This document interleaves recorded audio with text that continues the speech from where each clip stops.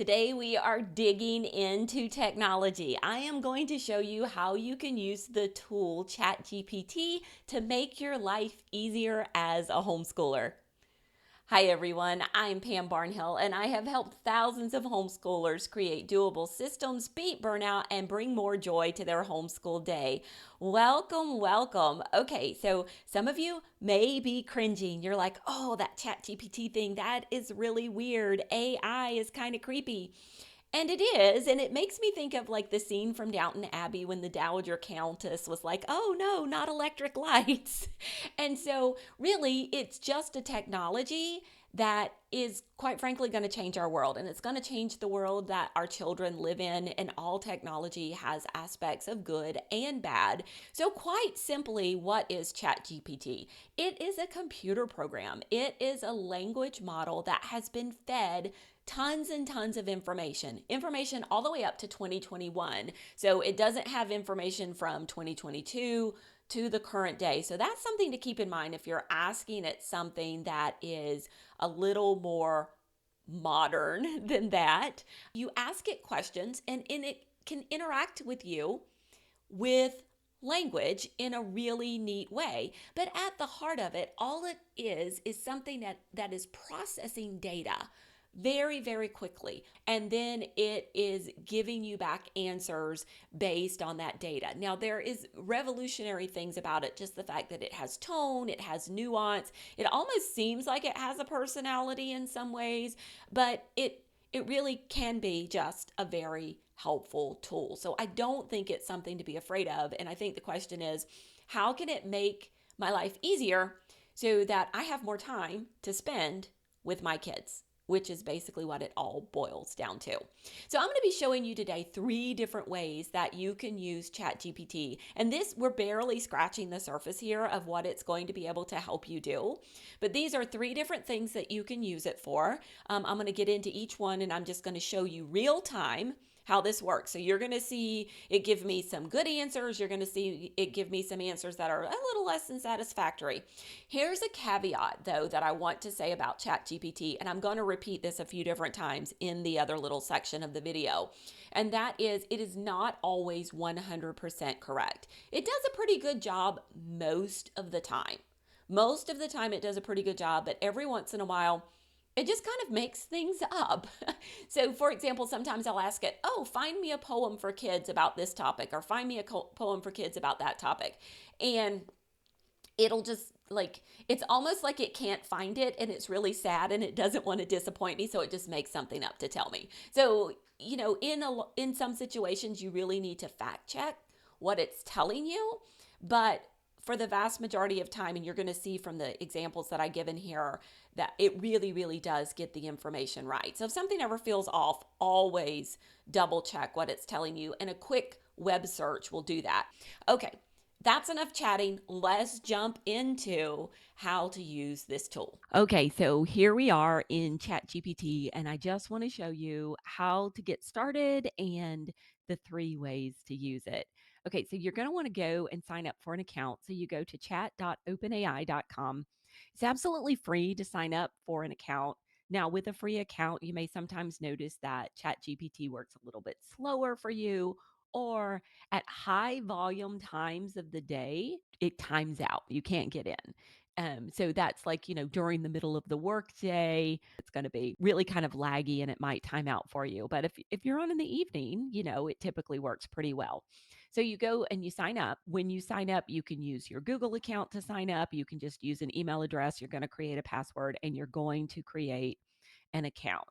And so every time after that, when you come back, you can just log in. And now I'm going to use my account. I actually do have the plus version, which I pay for each month. And that's just because I do work in the middle of the day. And I use ChatGPT for a lot of things, and I don't want it to time out. Okay. So let's think for an instance that you have a child who is really struggling with a concept. And this actually came up in my community not that long ago, where the parent was like, um, my child is really struggling with the concept of perimeter versus area. And maybe this child is only 8 years old. So we could just start putting things in, like start putting requests in. But it's always good to give some context to ChatGPT and kind of tell it its role.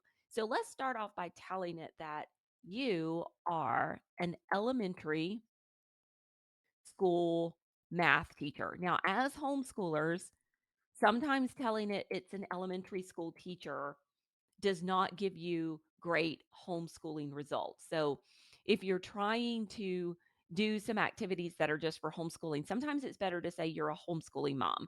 But we want it to have the context of an elementary school math teacher at this point because sometimes as homeschool moms we're like, "Well, I'm not a math teacher. How do I teach this?" So we're telling it you're an elementary school math teacher. Explain well, let's spell correctly. Explain the concepts of perimeter and area in a way an 8-year-old can understand. Now, I have not done this. Let's just see what it gives us. Okay, so this is pretty good stuff. And it's told us like the perimeter is the fence around the garden or the yard. And so we have a square with sides that are each 3 inches long. The perimeter would be 3 plus 3 plus 3 equals 12 because we add up the length of each side. And then area is like the grass inside the yard. It's the amount of space inside a shape. So if each are 3 inches long, it would be 3 times 3 would it would be 9 inches of grass. And so this does a pretty good job of explaining area and perimeter. So let's say, can you give another real world example? So it's very similar. It's a very similar example. Um, but it's like, okay, the fence around the backyard, that's the perimeter. And then the area is the grass inside the backyard. Like it it couldn't here, one more time. Can you give another example? Let's stretch it. That has nothing to do with grass. Let's see what it comes up with. Oh, now we go.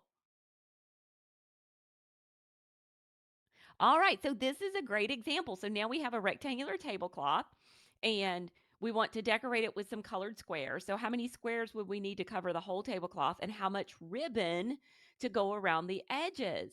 And so for the squares to cover the whole tablecloth, we're doing the area, and for the distance all the way around the edge to do the ribbon, that's the perimeter. So yeah, so here's another great example and see how we were able to force it to do what we wanted it to because these two examples, they were a lot alike. And so this one was even better. All right, so now that we have some different ways to explain this and some different real world examples, I wonder if it can come up with any activities. Right? And we're just going to pick a number. 5 activities. Oh, let's like multisensory. We don't want just like workbook things. The child can do. So now, here's something important. I told it an 8-year-old, right? It remembers. We're staying all within the same conversation. So it remembers, just like if you were talking to a friend, creepy, I know, but it remembers that the child is 8 years old. To practice the concepts, I'm not going to say measuring because it may just give us measuring activities of perimeter and area. And I could have just said these concepts because it would have remembered. All right, so let's see what it comes up with. Okay, so measure the perimeter of objects. So it's just you're having them go around and measure all around the length of the sides and then draw and label the shapes. Label each shape with its perimeter and area. So, like you're going to be doing both. Have them create a garden. Use different shapes to represent different areas, such as a rectangular vegetable garden. Oh, it's throwing circles in here. Circles, perimeter and area, that's like a completely different concept. I would stay away from that one until they were ready to learn how to do that. So have them calculate the perimeter and area of each shape to determine how much fencing or soil they need. Okay, number 3 is a little bit flawed because when you start getting into soil in a garden bed, then you're talking about depth of the soil and that becomes volume. So I would use caution with number 3. This is a place where we're going to be smarter than the robot. All right, build with blocks. Have them build structures and measure the perimeter and area of each structure. And then that's going to be great if it's a 2D structure. And then perimeter and area bingo. A bingo card with different shapes on it. Call out perimeter and area calculations for the child to solve. What is the perimeter? I think we could adapt number 5, but I think it takes a little bit of work to do that. But it might be fun. Like it would take a little more work than what it's indicating here, but it might be fun to make a game out of that. So there are certainly some different ways here that you could adapt these activities. So once again, everybody's afraid that AI is going to replace the humans. Right now, AI is not going to replace the humans. What it's doing 5 years from now or 10 years from now, I have no idea. But right now, the humans are very much still needed, as you can see from what it gives us here. But it gave us some good information and it gave us some good ideas. Okay, so that is one way that we could use it. We could use it to help explain a concept. Let's I've already started like tapping into the second way. Let's expand on the second way a little further. And the second way is to use it to give you teaching ideas. So let's imagine you've got a fifth grader who needs to practice his spelling words and he's kind of bored with all the ideas that you've come up with. So, how can we practice spelling words better? You are an elementary language arts teacher. Let's see what it gives us. You know, we may have to adapt this. Provide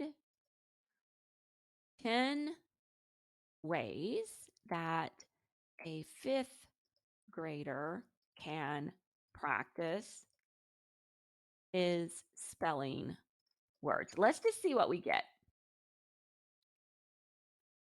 Okay, so here are some different activities that you could do, and maybe you haven't thought of some of these. I mean, this is the great thing.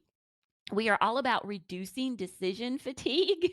And so the great thing about asking ChatGPT for ideas is it sure none of these are like revolutionary, but it's like, "Oh, yeah, I didn't think about, like, having them record themselves saying the spelling words and then listening to the recording," like, I didn't think about that.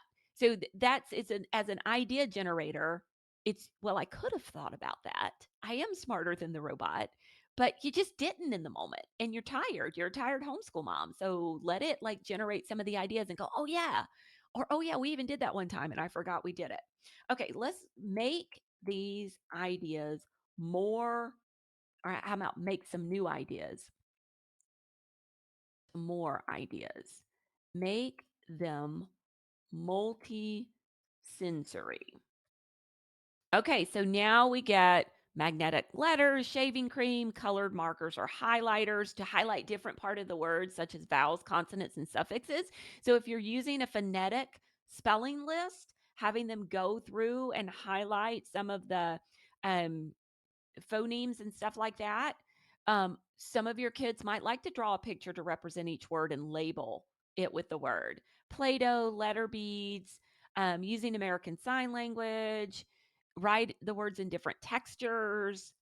So this is a different way. Now that spell out the words while bouncing a ball. Um, let's say, can you give me more kinesthetic? I'm never going to be able to spell this. Kinesthetic ideas. Did I get that right? Let's see if it knows what I'm talking about. It's like my friend who can't spell, which is ironic because I'm doing the spelling thing. Okay, so now we get just some more ideas. So like if you're at the end of your rope and you're like, "Oh, we have to practice these spelling words and it's just become so boring." We have generated 30 different ideas here in a matter of seconds that you could use with your kids. So take your favorite ideas and write them on index cards and keep them on a little ring. And then, like when it's spelling time, you can pull it out and use one of those to practice. You could also like say, oh, tomorrow we're going to do number 5. We're going to do the scavenger hunt. So I'm going to get prepared to do that. And real quickly, you can do the preparation, but you've got all of the different ideas. So using ChatGPT as an idea generator for learning various topics, even something as general as a spelling list, all the way down to something more specific like perimeter and area. That's a very good thing indeed. All right, last little trick I'm going to show you today. Let's pretend, and this happens a lot. You have, 4 or 5 kids, they're all reading different books, and you do not have time to read all the books, right? But you still want to have conversations with your kids about these books. So I'm going to take a book that I know. Now, this is where I caveat again. ChatGPT can sometimes give you wrong information. Generally, it does a fairly good job. But if there's ever anything off that you're thinking like this is really off, always question it. Always question it. Now, if you simply pick up a book your child is reading and read the back of the book, you're probably going to have a pretty good idea of if ChatGPT has gone astray or not. Or you can always read a Wikipedia article about the book. But let's kind of put it through its paces here. So give me a brief synopsis, and I'm going to use a book I know of. I haven't read it in a long time, so uh, let's just make sure. So if you have not read this book, you can pretty much get the gist of what's going on in the book. And this is correct, right? Book is a heartwarming tale of friendship, loyalty, and the power of words to change lives. So we've got some really good stuff about this book. So can it give me a list of the main characters in the book and tell me one thing about them? Because we don't want just a list. So once again, it's done a really good job of telling us. So if we have not read this book and we're going to talk to our kids about it, we now have some starting points. We now have some information. Now, let's see if it can give us some things to talk about. So, you are leading a an informal book club for a group of 5th graders reading this book. Suggest some questions the book club could discuss. Now, notice that I didn't say you're an elementary school teacher because I don't want those kinds of questions, right? I want like the kinds of questions that my kid would be happy to talk about as he's coming into the kitchen and I'm making dinner and we're having a conversation about the book, right? So let's see what kind of questions we get. Okay, so now I would probably not use the word theme. Like what's the theme? But what do you think? What do you think the message of Charlotte's Web was? How does the book make you feel? How did the author use language? Okay, now you're saying Pam, like I don't have any I don't like I can ask these questions, but I have no answers. So suggest some possible answers to these questions. I could have asked it to do that when it wrote it, but so this just gives you, so like you can ask the question, but you kind of have an answer for the question. Now, may not be the answer your child gives, and that's okay. But if they tell you something like completely different, than what's here. I mean, some of these really you don't need. Like, which character in the book did you relate to most and why? You don't need an answer to that question. Or if you were in charge of adapting it to a movie or TV show, how would you do it? You don't need an answer to that question, or the what did you think, or if you could ask. But some of these up here, like how did Fern's relationship with Wilbur change over the course of the book? Why do you think she became less interested? Like, you don't know if she moved out of town, or, I mean, you could probably guess that she grows up and becomes interested in school and other things. But, this kind of just gives you an idea. So, this is really, really good if you have not read a book. You're now going to be able to have conversations with your kids about those books. You could say, outline the plot of this book. What include the rising action, climax, and falling action. Okay, let's see what it gives us.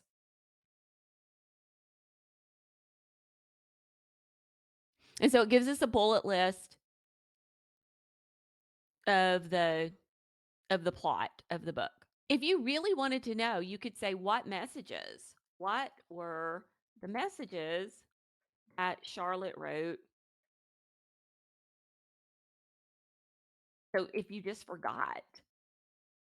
And it's not just listing the message, it's telling you a little bit about each message. All right. And then finally, if you wanted to, if you're the homeschool mom that wants to give like these essay questions, write 3 essay easy essay questions.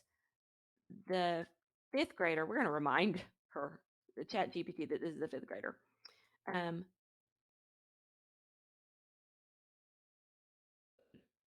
about. Now we're going to get something a little more formal. Right, here we go. And this is what I was trying to do earlier. What are some examples of different kinds of friendships in the book? So you could say, what are some examples of different kinds of friendship in the book? Because you're like, okay, I'm asking them to give me examples. How do I know if they're right? And so it gives us some samples, some answers. Okay, always, like, if something seems a little off to you, like, this seems totally on to me. This is totally on. And for books written before 2021, ChatGPT should absolutely get, I would say, 99% of it right. But this is the way that you can use something like this as a homeschool mom. So, 3 ways today: explaining a concept, giving you activity and learning ideas. And then finally, if you want to discuss books with your kids that you have not read, then you're going to be able to use ChatGPT to help you do that and to help make your life easier as a homeschool mom. Okay, there you have it. I hope you were as blown away as I was by the different things that this particular tool can help us do. And look, we are all about reducing decision fatigue for homeschoolers. You've got a lot going on. You're teaching a lot of kids. You have a house that you're running. You have a life that you're living. Some of you even have jobs that you're working, just like me. And there are just so many things going on in your life. And so making life easier, reducing decision fatigue, using some of these tools to help us is absolutely vital to our success in homeschooling our kids. So we are going to be actually adding ChatGPT modules to our homeschool planning course all summer long. We've already got a 10 module course that walks you through how to put your homeschool year on autopilot and reduce decision fatigue in your homeschool. We gear up for a huge planning season every summer and have a number of different ways that we can help you get your year planned so that your year does run smoothly on autopilot in a way, this is very important, in a way that is flexible. So we're not pigeonholing you into this rigid schedule that you're never going to be able to follow. We're actually setting up homeschool plans that flex and work with you. And if you have to miss a day, if you have to miss a week, you are not behind. You're going to be able to pick up right where you left off. And we've used this planning system with over 3,000 homeschoolers, and a lot of them have been very successful with it. So we're going to be adding ChatGPT modules to each of the sections this summer. I say each of the sections, not everyone may be appropriate for a ChatGPT module, but we're going to be adding it to a lot of the sections this summer to make creating your homeschool plan that much easier. And so we are super excited about this and we would love to have you join us. So I'm going to drop the link to put your homeschool year on autopilot down below so you can get in, and we're going to start adding those modules at the beginning of May of 2023 in case you're watching this in the future. All right, hope you have a great day. Come and grab that planning course and let me know in the comments, like, how are you using ChatGPT in your homeschool?